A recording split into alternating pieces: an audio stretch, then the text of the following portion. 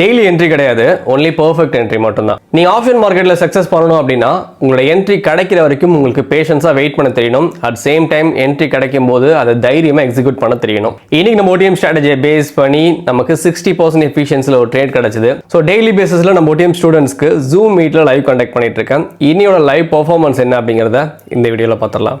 இந்த ட்ரேடுக்கு ஒன்லி 3% தான் risk. Entry எடுத்துகிட்டு மார்க்கெட் ஆல்மோஸ்ட் 1:1 கொடுத்துருக்கு.